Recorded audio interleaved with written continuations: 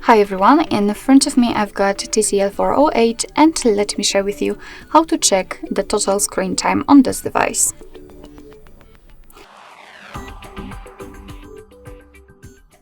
Alright, so let's start with opening the settings and then scroll down to the very bottom to find digital well-being and parental controls. As you can see, we will be transferred to this graph which will show us for how long we've been using this device today. As you can see in my case, over 1 hour, and we can check how much time we can estimate how much time I've spent on particular apps. And if you want to check some further details, you can do it. Just tap inside of the graph and you will be transferred to the screen time for the whole screen in particular days. So as you can see, we can check it on this dashboard. For example, yesterday I was using it for 21 minutes and here we've got 1 hour today. And under it, we've got all of the apps listed with the time we've spent on them.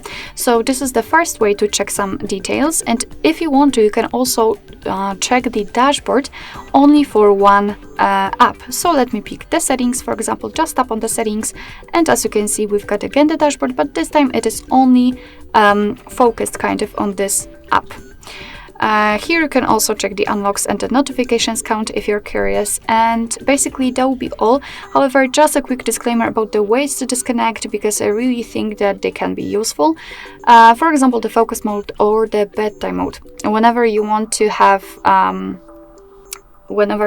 the time for yourself, for example, you have to work, you want to sleep or just to rest and don't be disturbed, then you can simply set those modes. For example, this one, you can pick the apps which are usually distracting you, so for example some kind of social media, etc., and mark them. Let's pretend that the camera is the most distracting app for me.